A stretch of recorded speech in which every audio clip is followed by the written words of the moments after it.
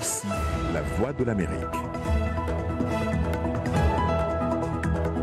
Madame, Messieurs, bonsoir. Bienvenue dans Le Monde aujourd'hui. Voici les titres de votre journal. Le débat sur la réforme agraire refait surface en Afrique du Sud. Donald Trump s'en mêle et cela suscite le mécontentement de Pretoria. En Ouganda, Bobi Wine a été inculpé pour trahison par un tribunal civil. Il restera en détention jusqu'au 30 de ce mois. Et puis, nous irons au Kenya où une opération de démolition des taudis a été lancée par le gouvernement.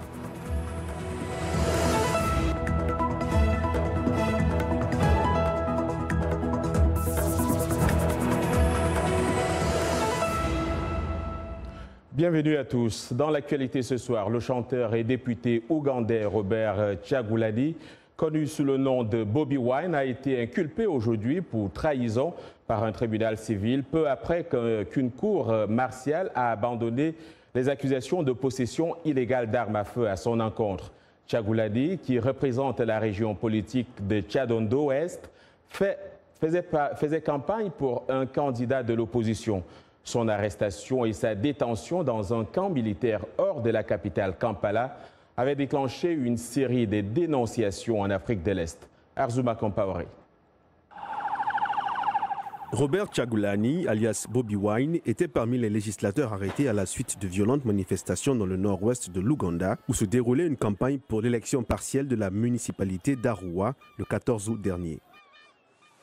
Jeudi, le tribunal militaire a renoncé à des poursuites pour possession illégale d'armes à feu contre lui. Ce tribunal met fin à la procédure engagée contre l'honorable Robert Kyagulanyi devant ce tribunal. En conséquence, vous êtes libéré, sauf si vous êtes retenu par d'autres charges conformément à la loi. Mais Kyagulanyi a ensuite été amené dans un tribunal civil qu'il a accusé de trahison et ordonné qu'il soit détenu jusqu'à la prochaine audience, le 30 août prochain. De Washington à Tokyo, en passant par Londres et Nairobi, son arrestation a suscité de vives réactions. Nous voulons faire passer un message à la communauté internationale et aux citoyens des pays de l'Afrique de l'Est. Nous restons unis afin qu'aucun président ne croit pouvoir mettre fin à la liberté d'expression. Cette semaine, une centaine de musiciens, artistes, militants et politiciens, parmi lesquels Angélique Kidjo et Wole Soyinka, ont signé une lettre ouverte pour condamner son traitement. Le musicien et député de 36 ans, entré en politique l'an dernier, critique dans ses chansons le gouvernement du président Museveni, qui a pris le pouvoir en 1986 à la tête d'une armée rebelle. Le débat sur l'expropriation des terres refait surface en Afrique du Sud. Le gouvernement s'est dit offusqué ce jeudi d'un tweet de Donald Trump s'inquiétant des saisies de terres et de fermes en Afrique du Sud et chargeant son secrétaire d'État Mike Pompeo de se pencher sur la question. À l'approche des prochaines élections générales prévues en 2019, le président Cyril Ramaphosa a promis d'accélérer la réforme de la terre afin, selon lui, de réparer l'injustice historique grave commise à l'égard des Noirs pendant l'apartheid. Allons en Afrique du Sud où nous retrouvons le docteur David Zoumenou Dossou, chercheur à l'Institut d'études de la sécurité de Pretoria. Bonsoir, monsieur. Bonjour, bonsoir à vous, bonsoir aux auditeurs. Quelle analyse faites-vous de ce débat sur la réforme agraire en Afrique du Sud et surtout des propos du président américain qui est aussi accusé de s'aimer la division? Écoutez, le débat sur la réforme agraire en Afrique du Sud n'est pas nouveau. Il se pose peut-être en des termes nouveaux, vu le contexte socio-économique que traverse l'Afrique du Sud et qui interpelle les dirigeants à développer une réponse plus ou moins vigoureuse pour essayer de soulager un peu la souffrance des citoyens. Et l'attention du président des États-Unis peut-être élève le débat à un niveau, sauf que pour les autorités sud-africaines, cette intervention dénote un peu de manque d'information de manque de difficultés de l'administration américaine à tenir compte de tous les paramètres pour pouvoir émettre un avis informé sur la question. Alors, pour le président Cyril Ramaphosa, la réforme de la terre et donc l'expropriation signifie réparer une injustice historique grave commise, dit-il, à l'égard des Noirs qui ont souffert de l'apartheid. Convaincant comme justification? Écoutez, depuis l'apartheid, je pense que la majorité des Noirs occupent à peu près 13% des terres fertiles dans ce pays, contre 80% aux mains de la minorité blanche. Et à la transition, déjà en 1994, le problème s'était déjà posé et un certain volontarisme avait été dégagé comme programme. Mais malheureusement, ce volontarisme n'a pas porté des fruits. Et aujourd'hui, l'ANC n'a pas voulu se faire dépasser par l'aile radicale, par la jeunesse radicale représentée par Julius Malema. Voilà pourquoi l'ANC se réapproprie le débat, définit les thèmes et rassure les différentes parties en quelques mots. Oui, allez-y.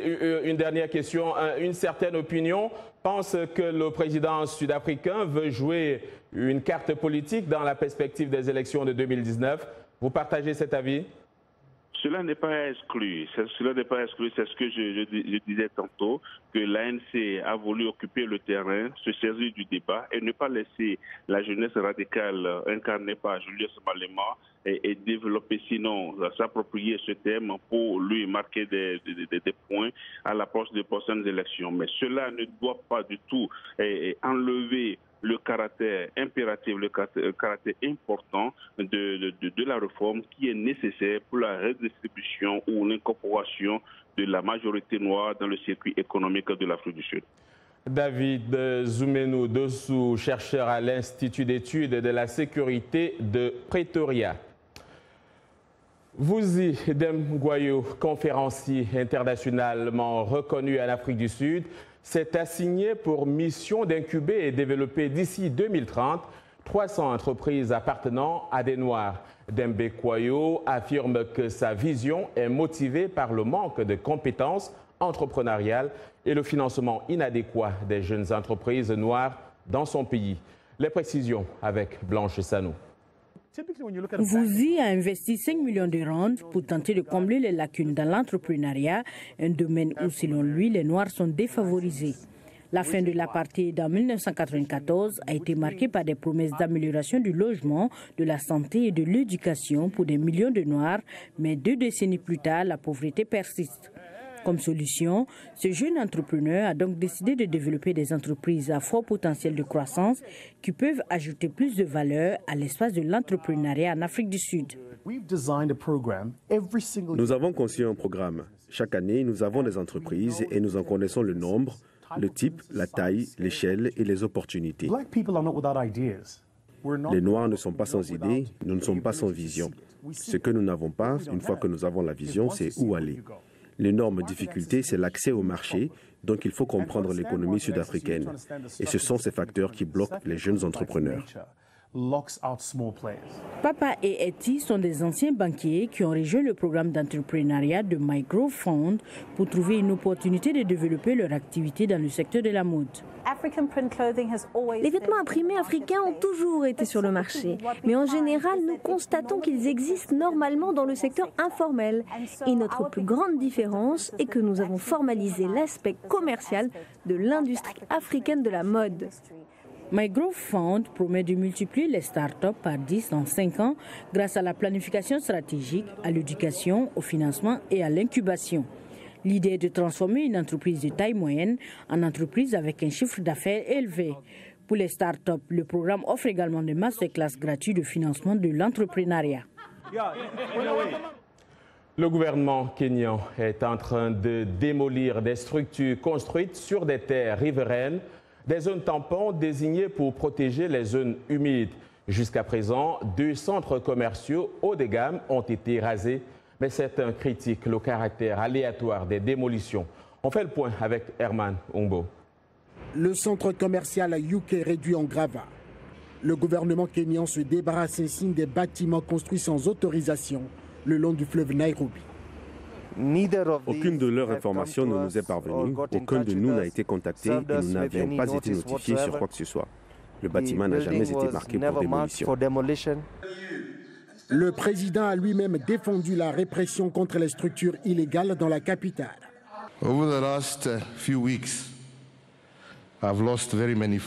Au cours des dernières semaines, j'ai perdu de nombreux amis parce que je reçois tellement d'appels disant « Comment pouvez-vous vous asseoir et observer toutes ces destructions? Vous devez les arrêter. » Et j'ai bien dit, il est difficile d'arrêter, non pas parce que nous aimons détruire, mais parce que nous devons lutter contre l'impunité. À quelques mètres du centre commercial UK, un mur d'un complexe d'environ 6 hectares construit près de la rivière de la communauté Visa Oshwal du Kenya a également été rasé le week-end dernier. L'effort du gouvernement a été acclamé par beaucoup dans cette ville de plus de 4 millions d'habitants qui ont observé avec consternation l'apparition d'immeubles d'habitation, de centres commerciaux et même de piscines le long du fleuve. Au Burundi, des progrès supplémentaires seront nécessaires pour la tenue d'élections crédibles dans 2 ans. C'est ce qu'a souligné le Conseil de sécurité de l'ONU hier dans une déclaration. Et ceci malgré la décision du président Pierre Nkurunziza de ne pas être candidat à sa succession en 2020. Le Conseil a par ailleurs regretté la lenteur des négociations entre le gouvernement et l'opposition. Yacouba Ouedraogo a recueilli la réaction de Willy Nyamitwe, porte-parole et conseiller du président Pierre Nkurunziza. D'abord, il faut que les gens comprennent qu'il n'y a pas de négociation entre le pouvoir et l'opposition. C'est un écart de langage du Conseil de sécurité. Le peuple burundais a mené un processus de dialogue inter-burundais à l'intérieur du pays et un processus extérieur facilité par la communauté de l'Afrique de l'Est. Pourquoi il n'y a jamais eu de négociation justement entre le pouvoir et l'opposition? Il n'y a pas matière à négociation. Ceux qui contestent les résultats des élections, il y a des voies légales pour les contester. Alors ceux qui ont emprunté la voie du renversement des institutions démocratiquement élues, en tuant des gens et qui sont maintenant en cavale et d'autres en prison, nulle part au monde on ne peut demander à un gouvernement de s'asseoir avec des hors-la-loi. En Libye, 7 militaires ont été tués et un autre a été blessé ce jeudi dans une attaque contre un barrage de sécurité près de la ville de Sliten, à quelques 170 km de Tripoli. L'attaque menée par 3 personnes a visé la force des opérations spéciales du ministère de l'Intérieur. C'est ce qu'a déclaré Mofta Hamadi, maire de la ville. L'un des assaillants a été abattu lors des échanges de tirs et les 2 autres auraient pris la fuite. Le barrage de sécurité visé se trouve dans une région où le groupe djihadiste État islamique est très actif. L'attaque n'a pas été revendiquée dans l'immédiat. En France, le jeune homme de 36 ans qui a mortellement poignardé sa mère et sa sœur, blessé grièvement une 3e personne ce jeudi à Trappes, une banlieue parisienne, souffrait de troubles psychiatriques. C'est ce qu'a déclaré le ministre français de l'Intérieur, Gérard Collomb. Selon ce dernier, l'homme a été abattu par la police lorsqu'il a couru vers eux de manière menaçante. L'État islamique a rapidement revendiqué la responsabilité de l'attaque. Le typhon Cimarron, qui s'approche de la côte sud-ouest du Japon et qui devrait y être ce soir, pourrait causer d'importants dégâts. L'agence météorologique nippone a mis les populations en garde contre les rafales, les fortes vagues et les fortes pluies. Les zones concernées doivent par conséquent se préparer aux dommages que peut causer ce typhon. Le tourisme dans les régions du sud-ouest du pays a également été touché, des visites étant redirigées pour assurer la sécurité des visiteurs. Vous regardez Le Monde aujourd'hui en direct de Washington sur VOA Afrique.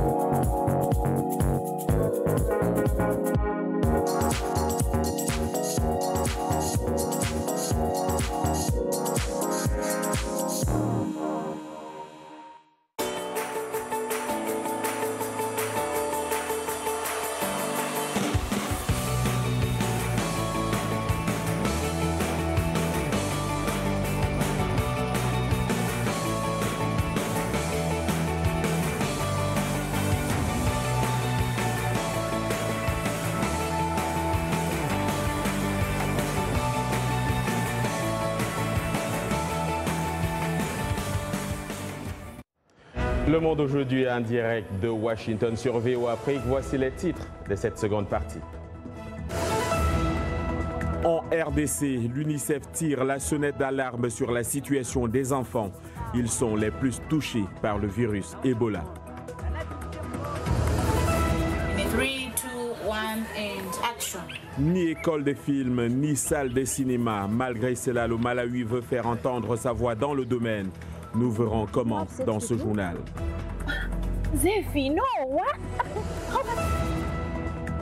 Ils sont égyptiens, souffrent d'une paralysie cérébrale. Et pourtant, cela ne les empêche pas de jouer au foot. Nous suivrons leur entraînement.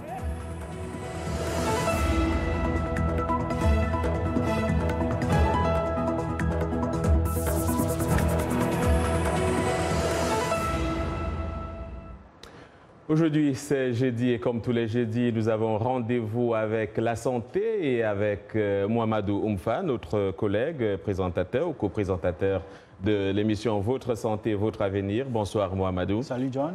Alors aujourd'hui, on parle des médicaments expérimentaux s'agissant d'Ebola en RDC. Mais déjà, quel est l'état de la situation sur place ? Oui, John, la situation évolue. Au 22 août, la situation épidémiologique est de 103 cas enregistrés, dont 76 confirmés par des tests en laboratoire sur des prélèvements. Pour ce qui est des décès, le ministère congolais de la Santé fait état de 61 morts, dont 34 parmi les cas confirmés. Signalons aussi que les activités de vaccination se poursuivent sur les 3 sites de Mabalako, Beni et Mangima. Depuis le début de la vaccination le 8 août 2018, 2179 personnes ont été vaccinées et plus de 7000 doses de vaccins ont été acheminées sur place. Enfin, on a désormais une idée du budget de la riposte qui s'élève à 43 millions de dollars, un budget adopté lors du Conseil des ministres extraordinaire sur l'épidémie d'Ebola. Un Conseil des ministres, John, qui a été présidé par le président en personne, Joseph Kabila Kabange. Alors, revenons donc sur les médicaments expérimentaux. Il y en aurait déjà 5 traitements disponibles qui seront utilisés pour la première fois. Oui, John. Selon le ministère congolais de la Santé, le comité éthique a approuvé l'utilisation de 4 molécules thérapeutiques expérimentales supplémentaires. Ces molécules qui viennent donc s'ajouter à une 5e, le MAP 114, utilisée depuis le 11 août 2018. Une molécule qui a été administrée à 10 patients qui connaissent une évolution positive selon les autorités congolaises. Et comme tu le disais, John, c'est la première fois que l'on utilise ces traitements parce qu'aucun traitement sûr n'est disponible à ce jour. Jusqu'ici, ce que les médecins font, c'est qu'ils se contentent de réhydrater les patients et de traiter les symptômes pour améliorer les chances de survie des malades. Alors, il faut signaler que l'une des molécules, le MAP 114, dont on parle depuis quelques jours, est l'œuvre d'un chercheur congolais, le professeur Jean-Jacques Mouyembe. Effectivement, le professeur Mouyembe est actuellement le directeur de l'Institut national de recherche biomédicale de Kinshasa. Il faisait partie de l'équipe de recherche qui avait découvert le virus Ebola en 1976. Le MAP 114 qu'il a découvert découle des recherches faites sur le sérum d'un survivant de l'épidémie d'Ebola. C'était à Kikwit en 1995. Le professeur Mouyembe est donc une fierté congolaise, une fierté africaine déjà connue dans la communauté scientifique. D'ailleurs, en 2015, il a remporté le prix Christophe Mérieux de l'Institut français, Grand Prix des fondations. Il est la preuve, John, que l'Afrique a beaucoup à apporter dans la recherche au niveau mondial. Espérons que tout va se poursuivre dans ce sens. Merci Mouamadou Oumfa. Je rappelle que vous êtes le co-présentateur de l'émission Votre Santé, Votre Avenir sur VOA Afrique et nos chaînes partenaires. À jeudi prochain. À jeudi, John. On reste en santé. Selon l'UNICEF, les enfants représentent une proportion élevée des personnes touchées par l'épidémie d'Ebola en cours dans l'est de la RDC. 2 enfants sont déjà morts de la maladie. Des centres de traitement à Beni et Mangina prennent actuellement en charge 6 enfants infectés par le virus ou suspectés de l'être. On fait le point avec Salwa Jafari. 13 ans à peine, Dieudonné a tout perdu. Le virus a fauché 8 membres de sa famille.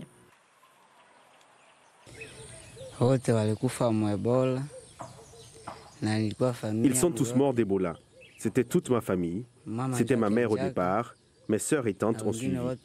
Une autre est à l'hôpital. Et ils sont 53 enfants à avoir subi le même sort selon l'UNICEF. 6 d'entre eux sont infectés ou suspectés de l'être. Ils sont actuellement traités dans des centres à Beni et Manjina. À Manjina, justement, les agents de santé s'activent. Ils frappent aux portes, abordent les passants pour les sensibiliser quant aux moyens de prévention. L'UNICEF et ses partenaires ont également formé 88 travailleurs psychosociaux pour aider à réconforter les enfants dans les centres de traitement et soutenir ceux qui sont déchargés des centres et déclarés libres d'Ebola. Guéris de la maladie, ils restent malgré tout exposés au risque de la stigmatisation au sein de leur communauté. Je ne peux pas me tuer. Je dois continuer à vivre malgré tout. L'UNICEF recherche et assiste des familles d'accueil pour les enfants orphelins en leur fournissant une aide psychosociale, matérielle et alimentaire. La solidarité est de mise à l'heure où le bilan de l'épidémie ne cesse de s'alourdir. Pour les dernières nouvelles du sport, du monde sportif, nous retrouvons en studio Yacouba Ouedraogo et on commence par le basket. Bonsoir Yacouba. Bonsoir John et bonsoir à vous, amis Fossi. Une fois n'est pas coutume, on commence donc par le basket. La Tunisie s'apprête pour les éliminatoires du Mondial 2019. Elle a alors déballé sa liste et son programme. Les Aigles de Carthage démarrent leurs préparatifs jeudi prochain. Le sélectionneur Mario Palma a fait appel à 15 joueurs pour prendre part au regroupement. Au-delà de la liste de convocation, on retient également le programme complet de la compétition. La Tunisie rencontrera l'Égypte, le Maroc et l'Angola, et ce, à partir du 14 septembre. Éliminatoire toujours, mais cette fois-ci en football. Pour le compte des qualifications à la CAN Cameroun 2019, la liste définitive du Togo contre le Bénin est tombée.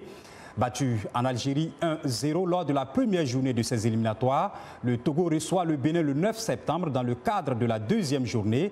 Après avoir pour cette échéance, le sélectionneur des éperviers, Claude Leroy, a réduit sa liste finale à 22 joueurs ce jeudi, à l'image d'Emmanuel Adebayor, Mathieu Dosevi, Djené Dakoman ou encore Floyd Haïté. Les cadres sont là, tout comme la recrue de Lille Hakim Ourosama, également éligible avec le Ghana. Le milieu de terrain Samuel Asamoah a été sélectionné pour la première fois, de même que James Olufade. Toujours en éliminatoire, en Égypte, Javier Aguirre prépare sa première sortie avec les Pharaons, qui feront face au Niger, toujours donc à la faveur de cette deuxième journée. Eh bien, le technicien mexicain a dévoilé une première liste de 13 joueurs exclusivement expatriés. On y retrouve Ali Ghazal, 5 sélections, mais qui n'avait plus été appelé depuis 4 ans. Aguirre complétera sa liste avec des joueurs locaux dans les prochains jours. Il faut reconnaître d'abord que battus 0-1 lors de leur début devant la Tunisie, les Pharaons n'ont d'autre choix que de se reprendre. On reste toujours en Égypte, plus précisément au Caire, la capitale où la première équipe de football de personnes souffrant d'une paralysie cérébrale s'entraîne chaque semaine. Elles disent vouloir créer une plateforme de foot pour les personnes touchées par ce handicap, suivant-les à l'œuvre pendant l'entraînement. Trottinette, contrôle de balle, c'est un entraînement ordinaire sur ce gazon synthétique, similaire à ce qu'on voit dans les centres d'entraînement de clubs. Ce groupe de footballeurs attire toutefois l'attention de par la qualité de ses acteurs, des personnes atteintes de paralysie cérébrale. Abdallah Essam, lui-même souffrant de ce handicap, est le fondateur de cette équipe, première du genre en Égypte. Je souhaite que les personnes handicapées ou atteintes de paralysie cérébrale se joignent à nous afin que nous puissions avoir une plus importante plateforme de communication avec les officiels. Grâce à l'aide de l'équipe égyptienne de football pour aveugles, Abdallah a pu réunir plus de 15 joueurs, tous souffrant de paralysie cérébrale. Ce centre d'entraînement est pour eux un cadre idéal pour jouer au foot plus confortablement. avec une juste concurrence. En jouant avec mes amis, je sens d'un parfait état de santé. Il y avait des gens qui disaient qu'on devait faire attention à moi. Ici, j'ai le sentiment d'être libre. Nous sommes égaux et il n'y a pas d'oppression psychologique. Au-delà du plaisir qu'ils prennent en pratiquant leur sport favori, ces personnes atteintes de paralysie cérébrale utilisent le foot comme un moyen d'expression. À travers le football, nous envoyons un message à la société disant que nous sommes capables de faire beaucoup de choses. Abdallah et ses camarades espèrent créer une ligue de football pour personnes souffrant de paralysie cérébrale en Égypte. Le foot, un moyen d'expression. Yacouba Ouedraogo, on vous retrouve donc la semaine prochaine. Alors, le Malawi ne compte ni école de film, ni salle de cinéma. Néanmoins, des réalisateurs restent déterminés à y établir une industrie Mollywood. 7 films malawites sont nominés cette année aux Academy Awards des films africains, prévus en septembre au Rwanda. Lily Early. Faute d'école de film, des Malawites ont recours à YouTube pour apprendre à en réaliser. Sans salle de cinéma, pas évident de trouver un public. Malgré tout, certains réalisateurs ont déjà reçu des prix internationaux. Flora Souya a été honorée en 2016 au Festival de films africains de Silicon Valley en Californie. Son film, L'histoire de ma mère, est nominé cette année aux Academy Awards de films africains qui seront tenus en septembre au Rwanda. Mais elle ne peut pas se concentrer uniquement sur ses films. Moi, je fais plusieurs autres choses. Je suis agricultrice et éleveuse. C'est là où je gagne de l'argent pour investir dans mes films. Charles Chemoujoya a gagné 7 prix internationaux pour son premier film en 2009. Son plus récent est parmi les 7 du Malawi qui sont nominés pour les Academy Awards africains. Le plus grand défi est de trouver le financement pour réaliser les films. Je pense que de grands problèmes existent parce que beaucoup des établissements du Malawi qui pourraient nous aider ne pensent pas que les films peuvent être réalisés ici parce qu'on n'a pas d'expérience en cinématographie.